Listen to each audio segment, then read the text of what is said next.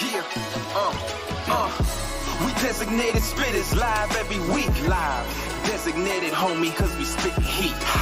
We designated spitters, Francis and Pete. Yes, talking Yankee baseball, hip hop for the streets. Yup, we designated. Yup, we innovative. Yup, we designated. Spitters time that you know. Yup, we designated. Yup, we innovative. Yup, we designated. Spitters, let's start the show.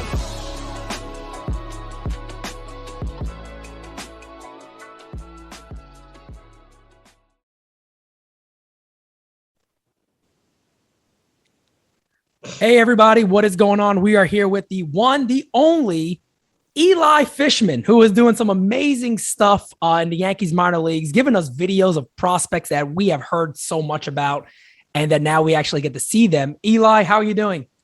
I'm doing pretty well. Thank you so much for bringing me on. Of course. So I want you to be able to start off and just tell everybody, what do you do? What do you do exactly? What are you doing? And the star has risen quickly on Twitter, man. This guy's a rock star. I'm telling you guys. So tell us a little bit about yourself, a little bit of a background. So the biggest thing I've been doing is writing for prospects1500.com for a little bit, covering prospects around all of minor league baseball. And then I'm actually the Somerset Patriots beat writer for jerseysportingnews.com, the Yankees AA affiliate.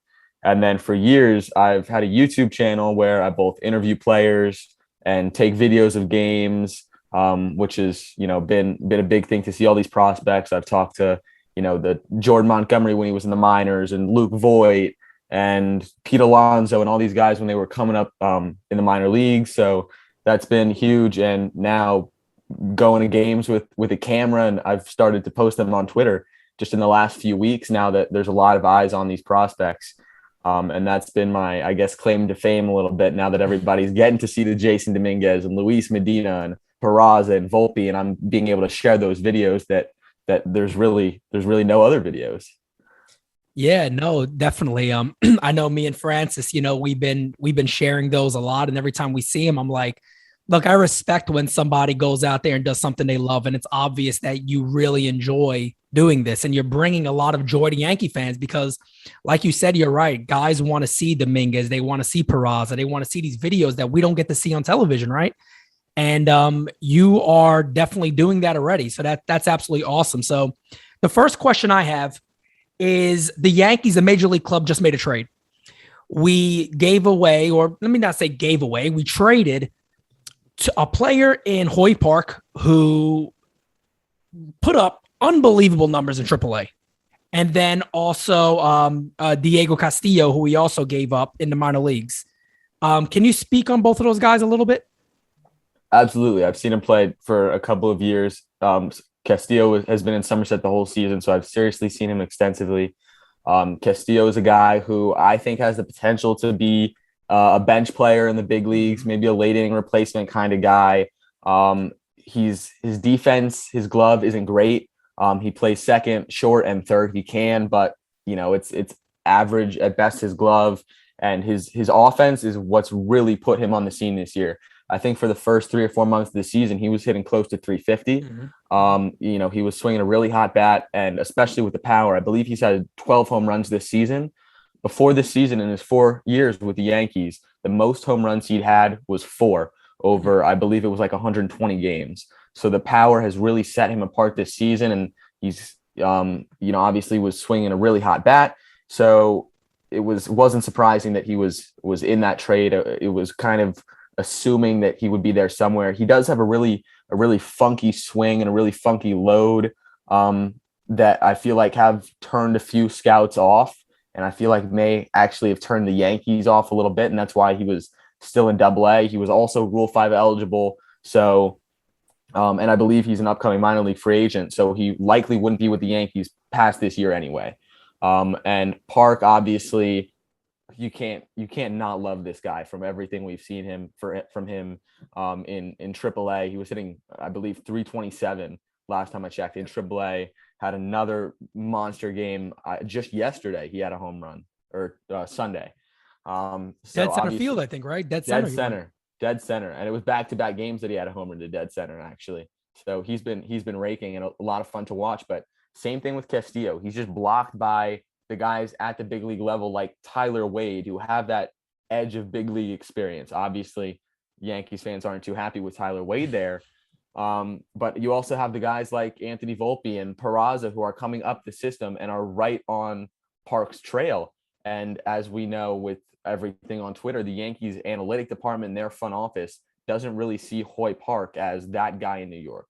The Yankees would never be giving him an opportunity. As I said, at best, maybe the Yankees put him in a Tyler Wade situation if Tyler Wade goes down with an injury, but Tyler Wade's that guy for the Yankees right now, that bench replacement guy who can play the infield and maybe a little bit of outfield. So in my opinion, the Yankees gave up two guys who wouldn't be having an opportunity if they were to stay with them. And they're getting a bullpen guy in Holmes in return, who's going to be an actual piece for them, opposed to these two guys who really aren't doing much for them in the long term. Right. Francis, you got anything to add on that?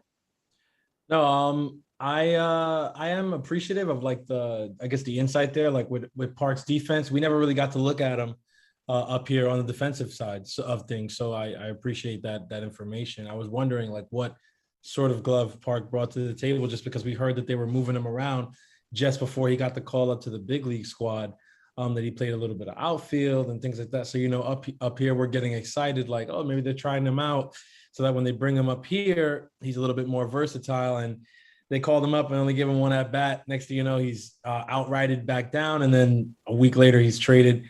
But yeah, like you said, the one thing I do know about Park was that he wasn't as big, before this year. Like we weren't hearing anything crazy about him. It was because like the offense that we saw this year was not common for him. Like what he's done this year has been kind of like the outlier. So maybe the Yankees, sold high on him for once. That sounds a little weird to say, the Yankees selling high, but that I do appreciate the insight there. And yeah, I mean with Diego Castillo, like I've also heard a couple good things, but now, yeah, thanks for that insight. And let's see what Holmes could do. I guess I like that point too, Pete. Like we traded guys that are unfortunately we're never probably going to see any big league time for a guy who, because of our situation, is most likely going to see some big league time. Yeah, it's basically taking, I think everybody could agree with this. And I've reported on Park for a little while that, at the end of the day, the best thing he probably would become with the Yankees is a Tyler Wade. I mean, that was likely the most logical thing. And this year, having such a monster year, I always say a lot of times you got to sit back and look at it for Park, his reasoning.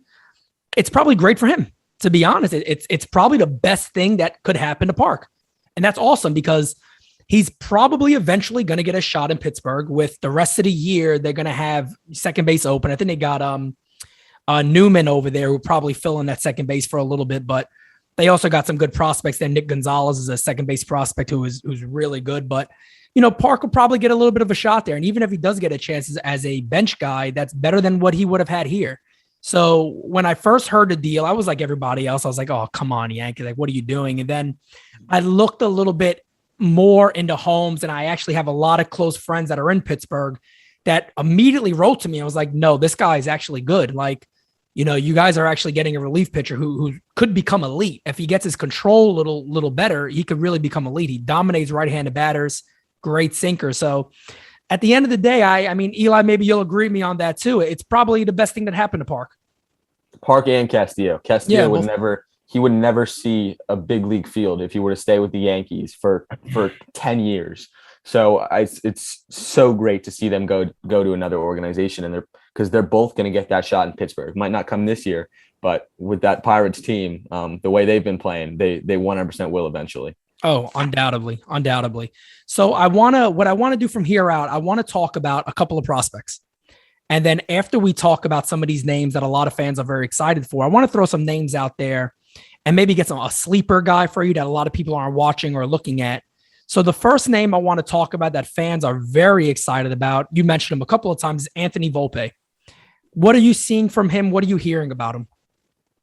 I've heard that the scouts throughout all of baseball, every team, he's been the unanimous one of the best players they've seen, one of the best shortstops in all of minor league baseball. I saw him only for a few games in Tampa before he got promoted, and I'm actually going to Hudson Valley next week to watch him play for a few games. But the first thing that popped into my head when I saw him play, and this isn't a comparison that any Yankee fan throws around lightly at all, is Derek Jeter. Wow. Just the way he carries himself. He's a little guy. He doesn't necessarily stand out on the field. He's not going to give you, an insane superstar hit or superstar play, but he does everything the right way. He runs the bases hard. He's the kind of guy who, when he gets on base, there's going to be a lot of pickoff moves, and he's going to be making the pitcher nervous. And when he's in the field, he's going to make the average play look easy and make the hard play look easy. He just does everything so smoothly. And the bat, just the way he hits for average and for power, he's a rare guy that's gonna hit that this season. He's hitting like 330 something, but he's also second in the Yankees organization in home runs. And as I said, he's got to be like 5'10, 5'11, 180, and he's second in the organization in home runs. That's a huge feat. So just the way that he hits for power, hits for contact, and I've said it, I think he's going to be the shortstop of the future for the New York Yankees. He might go to second base. I could also see him going to third base. So I don't think he's necessarily going to be pushing Glaber out of the way. And if the Yankees do get a guy like Story, or I know they've been talking on Twitter about getting a Trey Turner, there's still going to be room for Volpe because he does have that ability to play a couple of different positions. But he's a guy that Yankee fans should be really excited about. But also, it's going to be a few years. He's another guy that needs some developing, and he just turned 20 years old, so he's still got some time. I was gonna say, do you worry about size with Volpe at all? A lot of times there's always this people begin to harp on like a player's size. Like we've heard it with Davey. Even when Altuve first like came or whatever, it's like, oh, he's really small. We don't know if he's gonna. With Volpe being 5'10", like does that worry you, or do you feel like no, this guy like plays bigger than he looks? He definitely plays bigger than he looks, and as I said about the power, the problem for me had always been the power. Because of his size, he's not going to be a guy who really puts the long balls together. But this year, he's really, really shown that he still has that power. And just because he has that swing, just because his swing is so good, the balls are going to go out. So because I've seen that really gives me confidence that even though he's not a big guy, he's going to be able to produce and get those RBIs. Last question. Is he a big strikeout guy, or do you see not him? From what I saw. Good eye.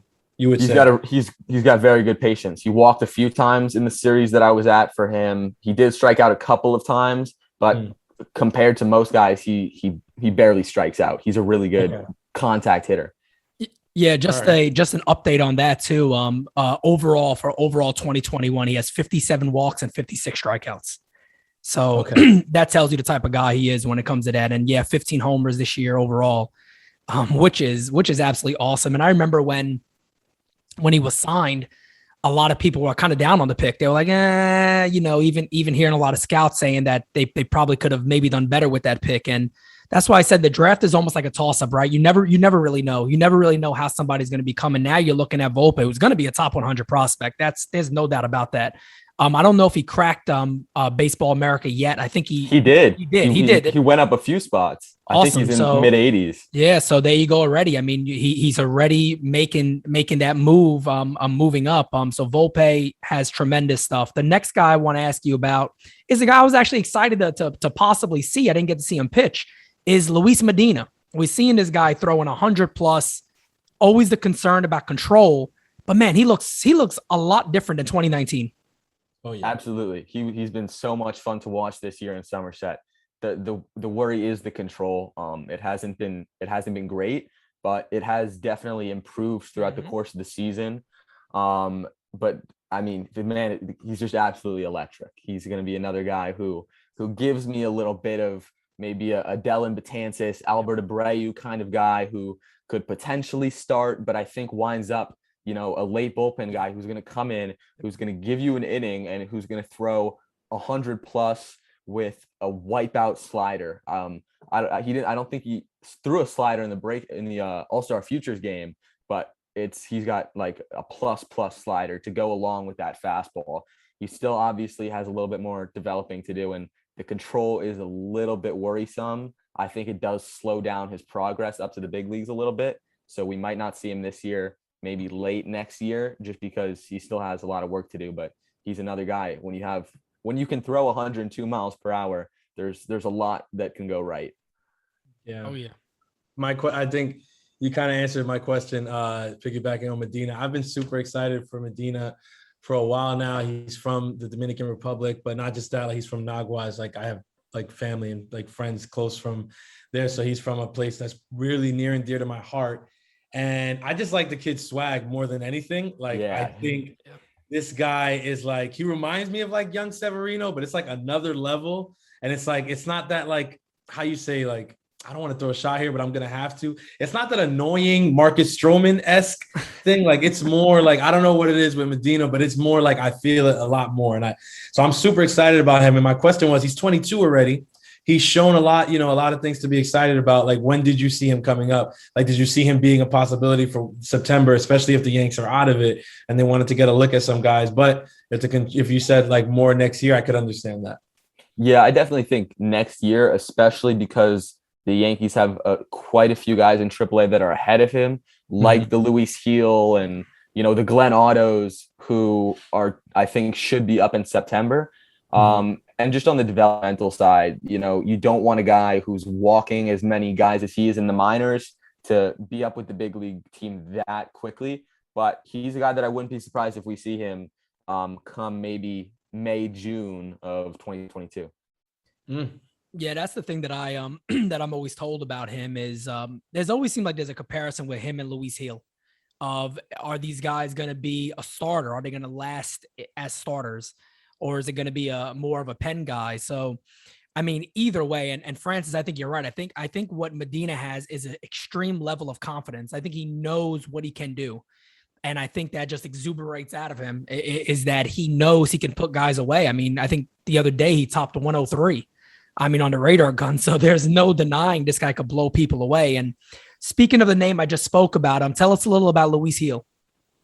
I really liked what I saw from him at the beginning of the season in Somerset.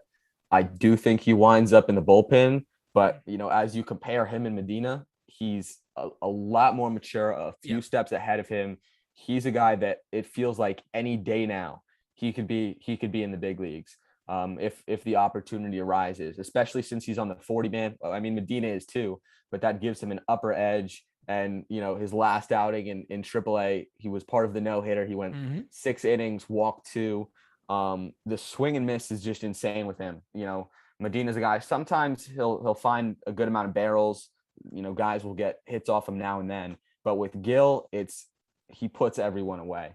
The contact is weak when there is contact, gets a lot of swing and misses, and just everything I've seen from him has been great. About the bullpen thing, it's just that he works a little bit slowly.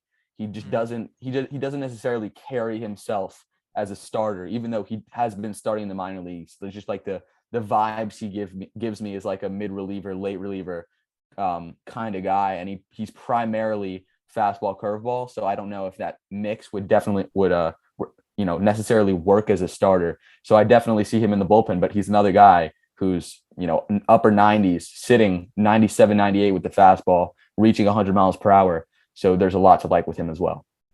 Yeah, one of the things about him and that actually me and Francis have been harping on for a while is Yankee fans just got to kind of understand that not everybody's going to pan out, right? Not everybody's going to pan out to where you want them to. And we would love all these guys to become aces and be these great starting pitchers. But if they pan out to be solid pen arms, that's great. I mean, that is actually really good. That's why I'm somewhat against giving 18 million to a relief pitcher or 14 million to a relief pitcher, where you could turn a lot of these guys that might struggle with a little bit of command and things of that nature to the bullpen. And that could seriously help your club. And I think we've seen that actually happen with a lot of guys. We've seen Albert Abreu was a starter and is now in the pen. Luis Severino did it early on when he came up. A lot of guys do that. So knowing that they have that possibility, that's always a plus, when it comes to pitchers, that not a lot of hitters have that possibility. France, you got anything to add on Luis? Yeah, I mean, if Luis Hill does just end up becoming like a bullpen piece, I think that the ceiling there is so high for him in the bullpen that I'm not mad at that, because again, like you just mentioned, I'm really overpaying 18, that's almost $20 million for one arm out of the bullpen who can't pitch on back-to-back days unless, like, you know what I mean? Like, and then you got another one we're paying 14. Like, I'm really over that. And I think that the look of a championship team going forward is going to look more like a team that has young guys with live arms coming out of the pen, finishing out their games. And there's not necessarily this one guy who's like, oh, he's the guy closing out every game. It's like by committee kind of thing. You just got a lot of young arms, and they're good and they're ready to go and they're elite and they're still trying to be starters. So they're hungry. And that's why they're coming out late innings and putting on spectacular performances. So if Heel ends up being like that, I'm not mad at all. And I don't think that's a bust. I just think that's baseball. Like that's how baseball plays out. Every prospect. I loved what Ozzie Jr. said yesterday. Like, prospects are like hot chicks in high school. Like, 20 years from now, they're not all going to look, they're not all still going to be 10s. It's just, it doesn't work like that. So it's like, yeah. And I think in the Yankee system, we got a lot of guys that look like 10s right now. And I think we're in good shape to have some good looking guys a couple years from now, but they're not all going to be dimes, right? That's right. Can't all be dimes. Yeah. No, definitely 100%. Here's one that I'm excited about that I probably could talk about a lot of all day because I've heard so much about him and I have so many people telling me about him. Oswald Peraza. So I know you spoke a lot about him before we went live, so please let us know what you're hearing. He has been a lot of fun to watch. It's just been, he's another guy that could play second or short or third for the big league team. And he's a guy who I think could be ready very soon. Yep. And watching him play, at least offensively, the first guy that came to my mind was DJ LeMahieu. His swing is very, very similar to LeMahieu. You know, he loads back and then extends his leg a little bit. His swing looks a little bit similar to him. And just the fact that he's not necessarily a power guy, but hits the ball extremely hard. You know, the exit velo, like the ball sounds different off of his bat, but he's not necessarily a power guy. He's a line drive guy who hit the ball to every single part of the field. I was watching his batting practice in Somerset the other day. 3 straight balls, right center field gap off the wall, center field base hit, left field gap off the wall, all parts of the field. He's just been really impressive. His defense, again, he's not necessarily, I wouldn't give him, a special above average defender, but he's a quality guy who's going to go out there and make the plays that you need defensively. And I think he could do it at all 3 positions in the infield. So he's another guy who fans should be excited about. As I said, he looks pretty ready, but I don't think we see him up this year, probably next year at the earliest. And I feel like that's a good, timetable for him. But yeah, he's a lot of fun to watch. Yeah, I've heard off the charts things about him, even his makeup. One of the things you hear a lot about is his makeup also, just his knowledge of the game is something that I heard a lot about. And the way I was told on defense is the regular plays he's extremely smooth on. He's an extremely smooth defender with a glove. The range has been a bit of a question per my understanding at short. But other than that, I also didn't know. One of the things I didn't know about him is actually how fast he is. He's apparently really fast. He stole 5 bases this week. there you go. I mean, and man, we want that so badly at the big league level. Like, even seeing a guy, and I don't want to get off topic of Peraza, but like even a guy like Florial, you get excited about because you're like, oh my God, an athlete. Like, here's an athlete. Like, he can run, he can field, he can do all these things that we haven't seen, or he can go first to third. But yeah, everybody's so excited about Peraza. I get so many questions about him.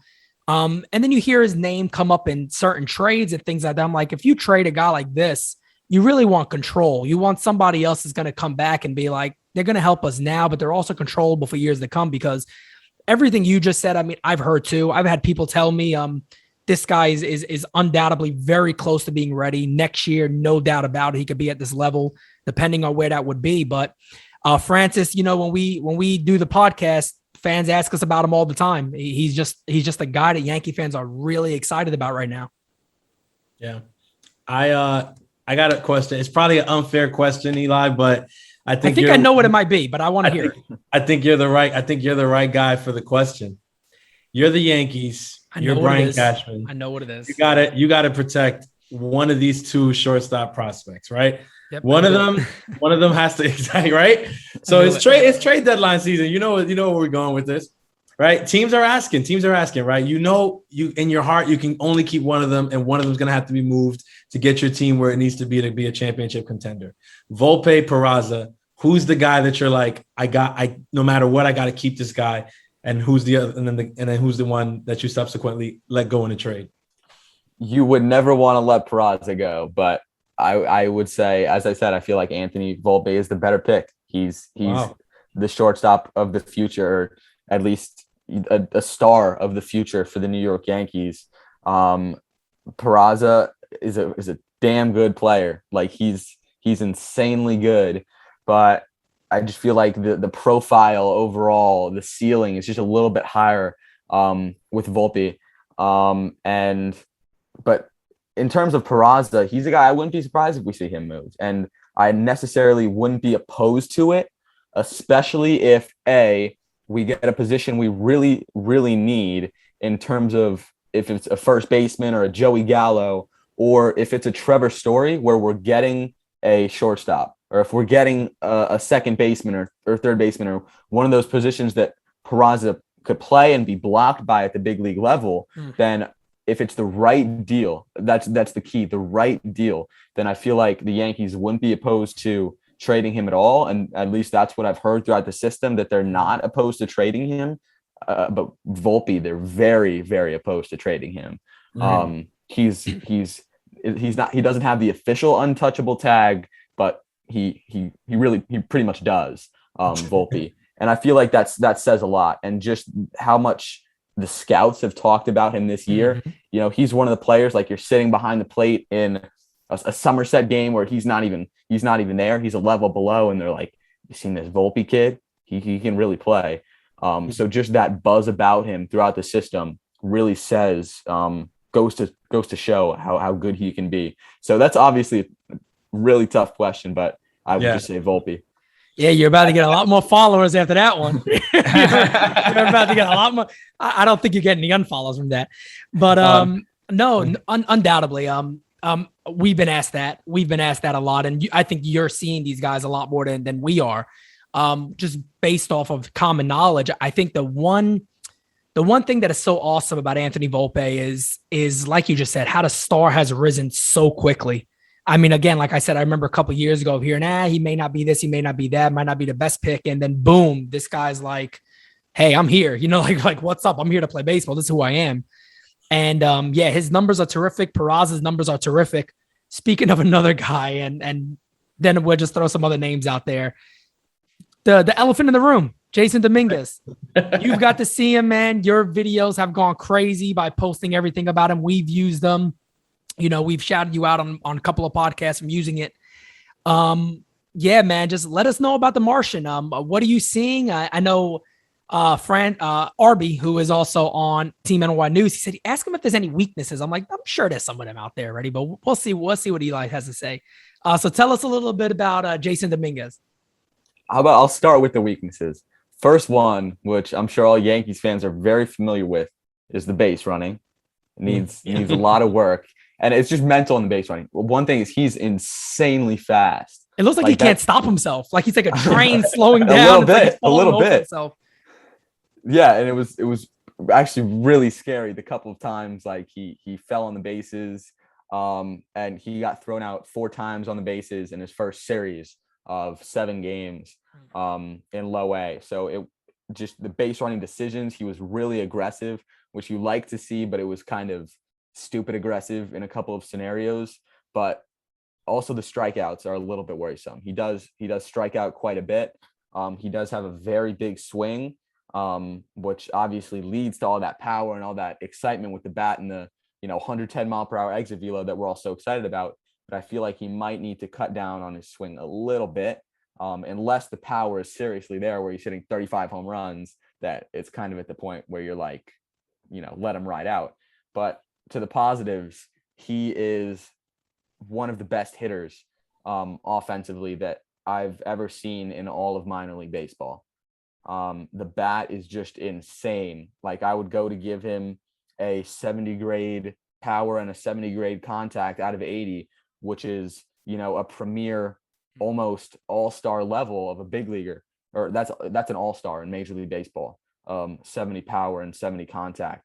When he bailed up the ball, when he did make contact, he bailed up the ball almost every time. The ball just sounds different off the bat.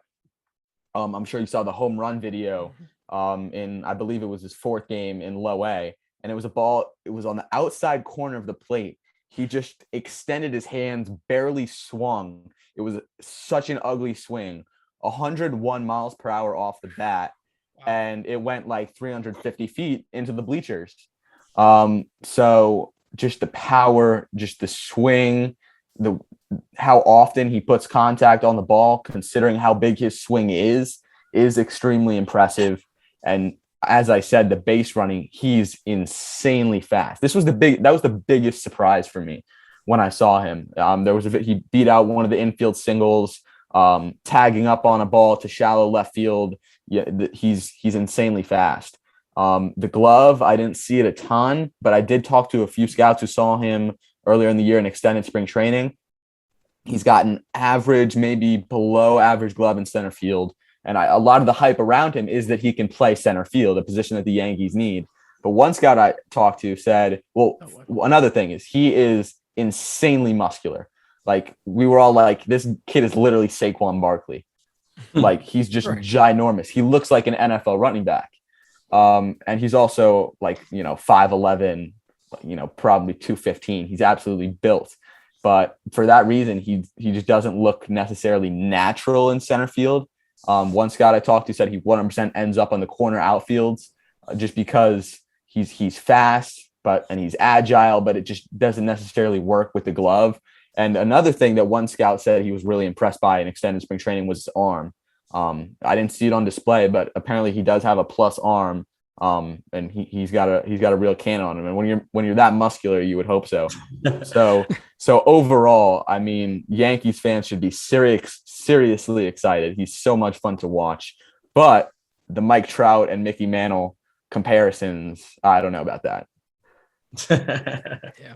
I think we all said that, right? Like, coming into like this year, we were like, look, if you can go back to my tweets early on, probably before I was even with NYY News, I was saying with Dominguez, look, guys, the Mike Trout, Mickey Mantle stuff, it's fun, but like, now that he's actually going to get some playing time, let's take that off him. I don't want him having that pressure on him. And I don't know how much of this he sees, because you get a lot of these kids that they come from the Dominican and they're aware of like the social media stuff, but their family and people around them will do a good job of keeping that to a minimum. So maybe he doesn't even realize that people are saying this about him.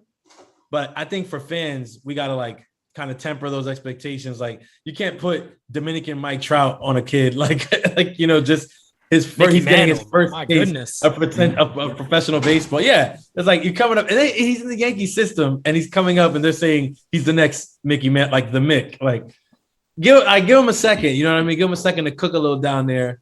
And I'm happy you said he has an arm, because I was like, if a guy has arms that big and he's throwing like 83, I'm going to be like, what's going on? Like, is there just cotton in there? Throwing Johnny Damon out there. You know what I mean? Like, it's just like the spaghetti arms. I'm like, what's going on? It doesn't make any sense.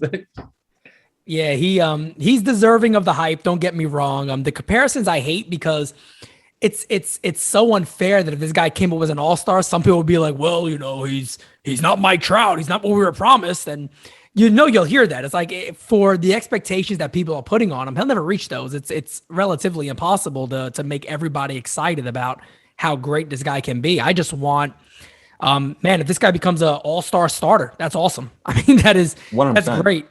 And exactly what you said about him. I think I told you guys in the chat one time that I was actually told there's no way this guy's a center fielder. There's no way in the world he remains in that position, that he's just he's too big. He's going to grow too. People forget that. You said that too, right? He's going to get bigger. That's the thing too. People are like, oh, look at how giant he is at 18. He's going to get more muscular.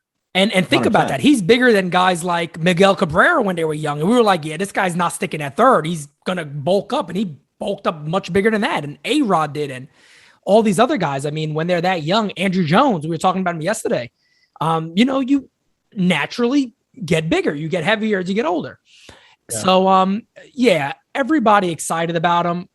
I understand it. I'm so happy that you're able to provide these videos for us because, we've been waiting so long. And I remember when it was like, he's an extended spring. I'm like, oh my God, come on, get this guy into some games. And then he finally gets in. And it was like the news of the day for Yankee Twitter is that Dominguez is playing his first game. I'm like, man, guys, the Yankees suck right now. Like, we're worried about Jason Dominguez playing in Florida. I mean, but that's where he is. So, it's definitely an exciting time. And I'm sure it's going to show a great level of maturity for him too, to handle it so well.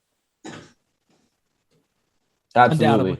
He was very mature in the way he handled himself, but he also just looks like the smile on his face and the base running a little bit. He just looks like a little kid out there, trying to have fun. And he is 18. So he really just looks like a kid playing baseball and having fun. And it was so cool to watch him up close because in his first game, they were thrown before the game and he was thrown with Everson Pereira, another top Yankees prospect. Yep. And Jason Dominguez wanted to show off his arm and he went too far. When they were warming up, they just throw to get loose and he went like all the way to the wall because there was all the fans there and it was the first time playing in front of fans. And, he was like a little kid. He wanted to show off a little bit. And Everson Pereira was like yelling at him, like, where are you going? Get back here. So, it was the fun stuff like that to watch. And one of the times he got thrown out at second base, but he walked off with a smile on his face and all his teammates were going crazy in the dugout. And after he tripped on the triple too, which was obviously really scary, he had a huge smile on his face and all his teammates were making fun of him in the dugout. So he looks like a little kid out there. So it was super cool to watch that, like up close and personal. That's awesome. It reminds me a lot of Tatis Jr. When he plays, he's just always so excited. He's like always happy to play. One of the things, so there's just a couple of names out there I know fans talk about a lot and that they're excited about and I hear about. So I want to throw one of those out there that we've seen really rise through the system quickly, and that's Glenn Otto, who's now in AAA. What are you hearing from our scouts? Do scouts actually believe this guy has a shot at a major league rotation? Absolutely. 100%. Glenn Otto is the real deal. And the biggest thing that scouts and myself seeing him play so much, what everyone loves is his fastball. His fastball is so interesting. I posted a video on Twitter. I need to repost that, but his fastball like spins extremely slowly. It kind of spins like a fast knuckleball. So because of that, it has a lot of movement. It has quite a good amount of cut, but B, it's so deceiving as a hitter because if you see a ball spitting slowly, what's going to be your thought? That it's going to be coming in slowly. Mm-hmm. And it comes in, it's just a normal fastball, 94, 95 miles per hour. So his fastball is his big thing. It totally disappears. He's got a really strong curveball. And he's another guy who everyone's like, oh, hold up.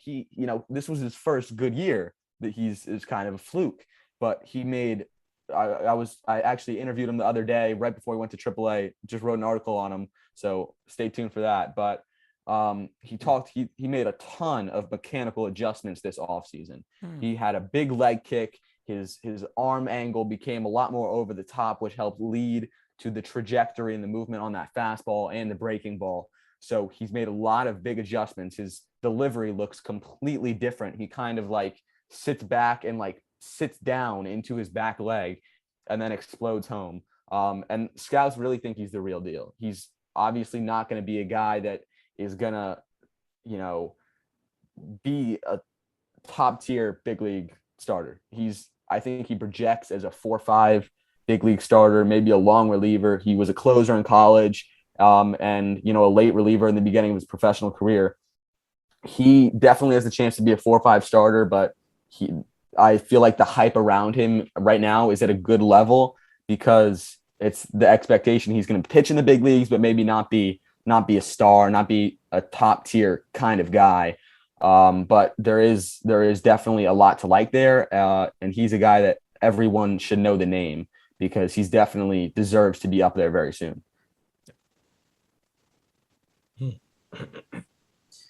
Is Glenn Otto I could be wrong, but isn't Glenn Otto like? Don't we have to do something with him this year, or Yep. else we lost to Rule He'll have to 5? be protected. He's a Rule 5 guy, so he's going to have to be added to the 40-man roster anyway at the beginning or at the end of the season. And there's also a lot of guys that are either minor league free agents or are Rule 5 at the end of the season. So another guy like Jansen Junk in Somerset, who has been insane. Arguably has the best pitching numbers of any minor league Yankee this year.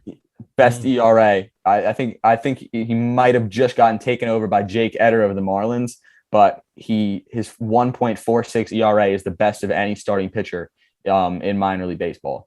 He's just been insane to watch, and the Yankees are going to have to make some really tough decisions with quite a few guys, whether they want to risk him with the Rule 5 or if they want to add him to the 40-man roster, if they want to make a trade, because they'll have to make that decision very, very quickly. And he's at Somerset, right? Somerset, Junk, yeah, he's at Somerset. Yeah. Otto just got promoted to AAA. To AAA, yeah. But I know he made his last start was good, and I'm assuming he has to have one coming up here soon, which will be his third start at AAA. The next name that I am actually very interested in, because I hear about him a lot in trade conversations, is Antonio Gomez. Do you know much about Antonio Gomez, catching prospect for the Yankees? It's funny because I'm a little biased because he's actually a very good friend of mine. Nice. Because the rookie league Yankees, all the guys speak Spanish, and he's a great dude. And at 17 years old, he worked his butt off, and he learned English in a little over a year. And because he's one of the only guys that speaks English, so he's a guy who I always talk to when I'm there about all the players and everything. But he is seriously a guy that Yankees fans should keep their eye on. And maybe we'll have this conversation momentarily, but there's so much talented catchers in the Yankees organization. Siegler, Wells, Donnie Sands now making a name for himself. AAA, Josh, right there in AAA too. Right. Josh Bro. So with him at the bottom, he's 19 years old, and in rookie ball, he's kind of the last guy in there. A, he's going to be a little bit late to the party, obviously. B, he's great trade bait. And C, I think in the future, he might climb up this entire list. He might surpass Wells. He might surpass Bro. He might surpass Donnie Sands, who's already in AAA. And I would probably have more confidence in in Antonio Gomez than all of those guys as the next catcher of the Yankees. I was told that many in the organization actually believe he's the best bet as a future catcher. 100%. Best bet. He's the best all-around catcher that they have. All the catchers I named either have a weakness offensively or defensively. Gomez is a guy who was hitting 275 as a catcher, which is obviously great. He's got decent speed on the bases. He literally stole second and third in one of the games I was at. How often do you see that with a catcher? And he's got an absolute cannon for an arm, and his framing is absolutely insane. I literally posted a video of just like one of the prospects pitching in the FCL, and I had two different independent people on two different posts comment, who the hell is that guy behind the plate making some of the best frames that I've ever seen.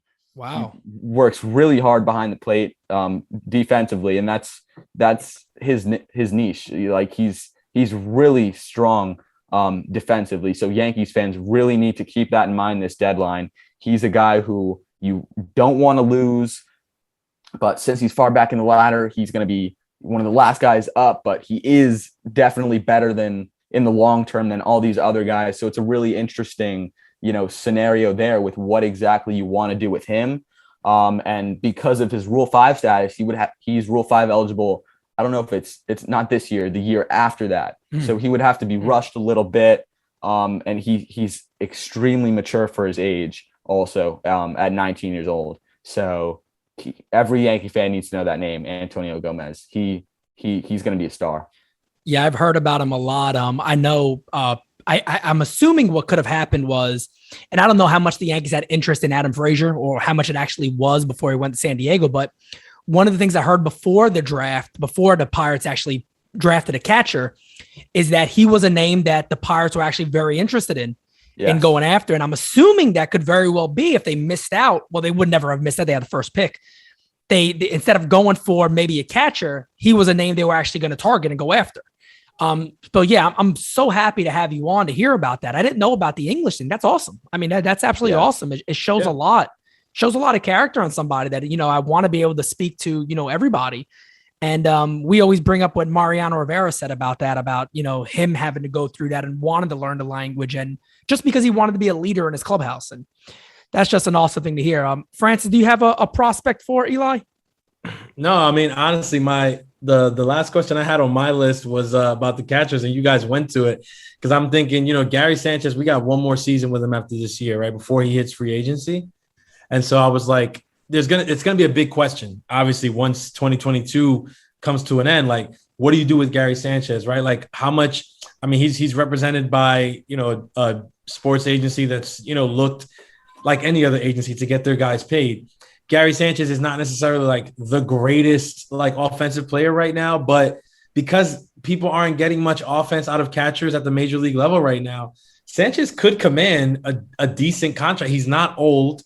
He hasn't had a ridiculous amount of injuries, and the power numbers are still there. So like, are the Yankees going to have to like pay him or not pay him? Like, that'll be something that we have to see. I think Sanchez will command some money. So the question is, do they pay him or do they go with one of these guys that they have in the pipeline currently? Like, do they have something that you feel the Yankees might be looking at? Like, this guy could be ready to start opening day 2023, and I don't necessarily have to sign a Sanchez back. Like, I could stay with this guy and Higashioka or something like that. That's a tough question, especially without a money figure for Sanchez. Yeah. Gary Sanchez is a guy that you do not want to overpay on for what he does offensively and defensively, and especially how wonky he has been over his career. Gomez, if you were to say who would you want to replace Gary Sanchez, I would say Antonio Gomez. The only problem is he's got another at least 2+ years of developing to do.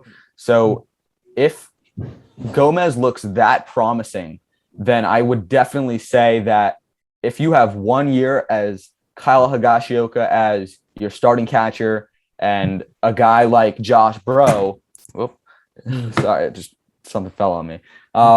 If you guys have a guy like Josh Bro as your backup, Josh Bro could definitely be a solid backup catcher in Major League Baseball. So I feel like that dynamic would definitely work out at least for a year. But if there is a catcher on the market that even now, even next year, that the Yankees want either to serve as that reliable backup for a Kyle Higashioka where they can switch on and off like they are this year with Gary Sanchez, that would be great because the catching position is going to be a serious hole that they're going to have to fill. A lot of talk has been about Austin Wells in Tampa. The guy is one of the best hitters that I've seen at that level. He's just insanely talented offensively, but defensively is a complete different story. One scout literally said he might be the single worst defensive catcher that I've seen for his age.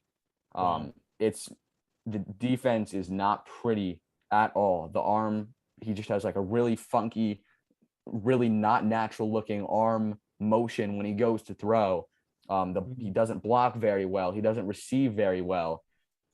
So if you can somehow turn Wells around to be, if Austin Wells were as not so great as Gary Sanchez behind the plate, that would be amazing.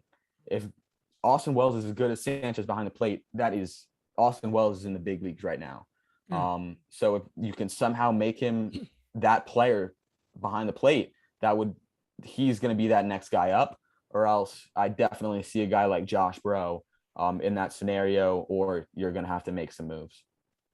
I like that. To be honest, I really like that response. I was going to say, I really like that response. And it seems a little too smart to do for the Yankees. If I'm being honest, like I don't see the Yankees being smart enough to say, let's keep Higgy, let's make him the starter and back him up with a guy like Bro for a year until Gomez is ready. Because to me, that's the kind of thinking that's been lacking over the years, where it's like, let's make moves that are like calculated for 3 years and not just one. So I really like that idea. I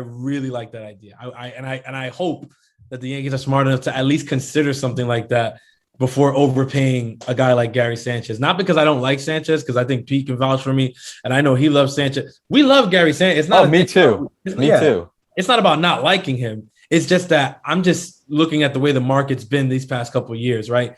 Everybody's been getting overpaid. A guy like Sanchez in the market that he's going to be going into next year, it's very likely that he can get overpaid by a team who says, hey, like we're a little low on the power side. We don't mind the strikeouts. We don't care about his average.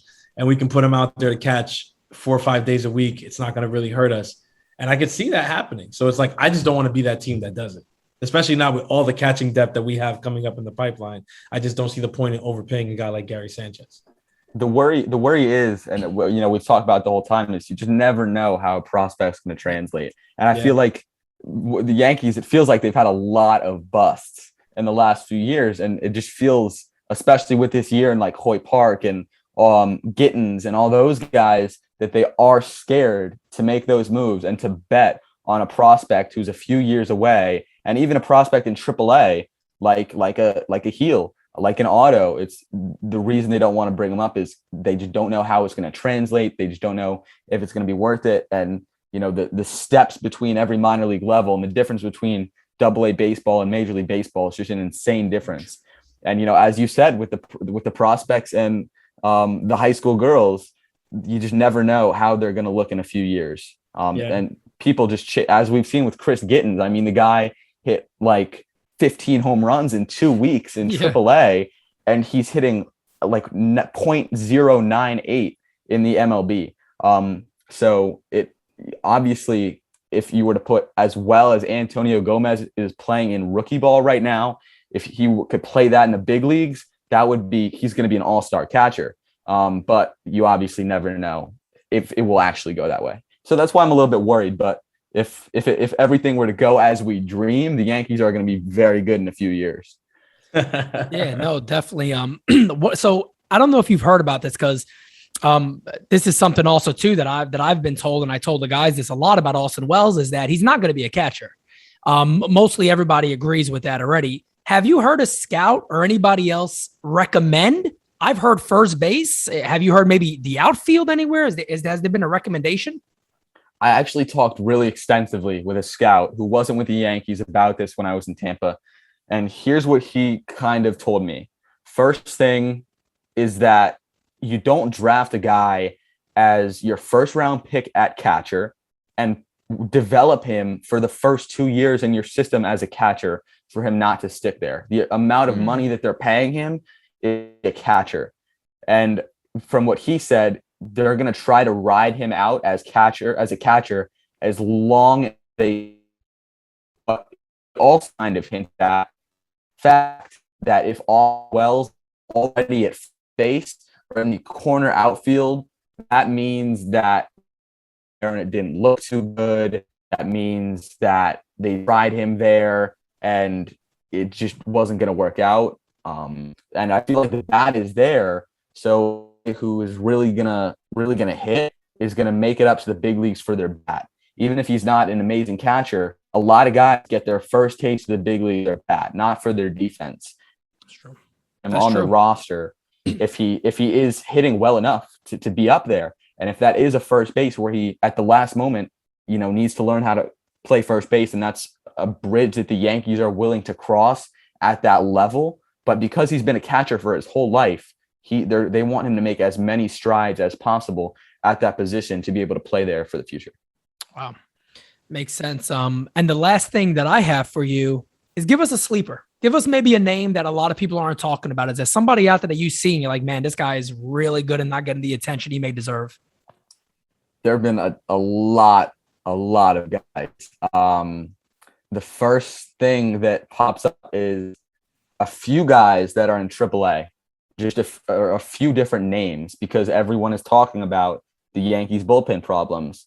And there are 3 guys. There's Greg Weissert, there's Steven Ridings, and there's Reggie Mclean, who are 3 guys in AAA. All of them have ERAs below 1. All of them.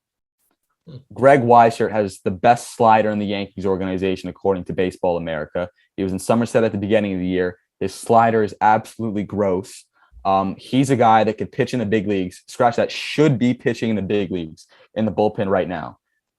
Fordham guy. He's a local guy. He's extremely talented, and he's sitting and rotting in AAA. Steven Ridings, who I'm sure most Yankees fans haven't heard of. He's like this ginormous 6'8", Yep. like 220-pound freaky looking guy. And he's reached 102 miles per hour in AAA. And in Somerset, he was there for like he got promoted a couple weeks ago at the same time as Glenn Otto. And in Somerset, he had, I believe it was a .56 ERA or .056 ERA. He's just been insane. He throws extremely hard. He's just come out of nowhere and has been a serious sleeper. And Reggie Mclean is another guy who has a sub-1 ERA in Scranton, and he's been a guy who's just gone out there and every couple of days thrown an inning for them. Late reliever guy.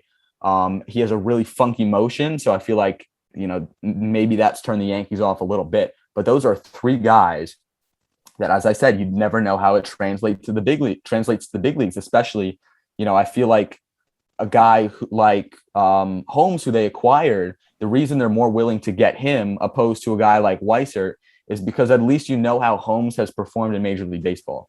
Because he has that experience, the Yankees are willing to get a guy with a 5 ERA in Major League Baseball because they know him. They know how he's performed at that level, opposed to all these guys who you don't know. But those are three guys that it's been a little frustrating as a fan of the Yankees minor league system to not see them at that level, considering how deserving they are. So those are a few names that fans need to know. Another one is, we mentioned him briefly, but Jansen Junk. He's going to be really talented. Edgar Barclay in Tampa. He's another guy. In the month of July, he has not allowed an earned run in like 19 innings pitched out of the bullpen. He's looked insanely good. He's a little 5'10" lefty who doesn't throw that hard, but gets a lot of strikeouts. So there's a lot of talent in this system, and hopefully they can pan out.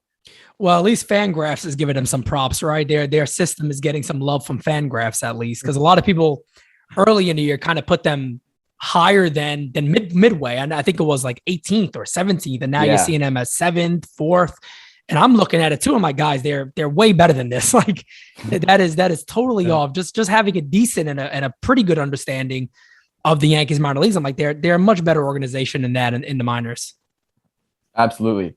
Before the Rays took them over this week, but before then they had the best organizational record for all their teams of any other system. And it was some insane number. It was like 140 and 69 was their total record throughout the minor leagues. So obviously the minor leagues don't, necessarily matter in terms of the record and the standings, but the fact that there's just a winning culture in the minor leagues. That's something that we haven't really experienced over the last couple of years in New York, but throughout every system, throughout every team you go to with the Yankee system, every team wants to win. Every team is getting their work in and smiling and happy. And just because throughout the organization, they know that they're so successful, how much that does for an organization and for the mentality and the approach is just huge. Yeah, I think that's awesome. Go ahead, Francis.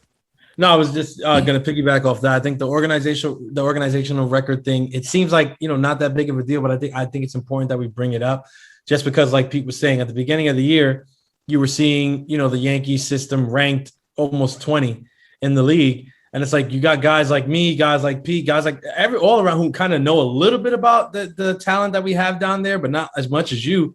And even I'm saying, me, who doesn't know that much, was saying, I feel like we've got a lot more talent than 20th best farm system in the league, but they've got us ranked 18th or whatever. So when we came out at 7th a couple of weeks ago and then 4th recently, I was like, okay, that's a little bit more like it. But I think it took those teams and these players really showing up throughout this year to I guess open eyes around the league and stuff like that. Whereas people thought that we were just high on these guys because we're Yankees fans. And it's like, nah, it's like we live in an era where now there's a lot more video available. Their stats are a lot more accessible.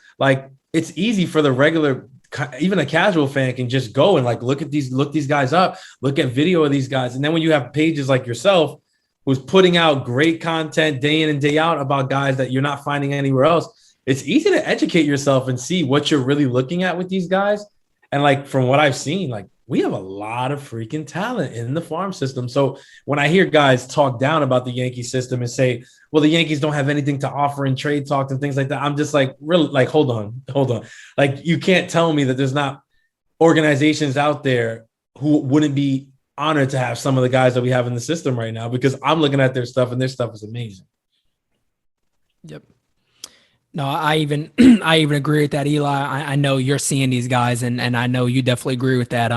So man, it's been awesome having you on. Truly, you're doing terrific work. Everybody follow Eli. Your Twitter handle is right here. Everybody can see it. So when this is, everybody gets to watch this, you know who to go follow. Eli will definitely answer questions too, I'm sure, and try to respond to you guys as much as he can. No doubt about it. He's very accessible for this interview, and man, the knowledge is all there when it comes to Yankee minor leagues. And like I said, Eli, keep doing it, man, because right now you are no doubt about it, a rock star on Yankee land, because everybody wants to hear about these guys. So keep providing the content. We'll keep sharing. We'll keep liking it. And thank you for joining us today, man. Thank you, man. Really appreciate it. Had a lot of fun. Of course.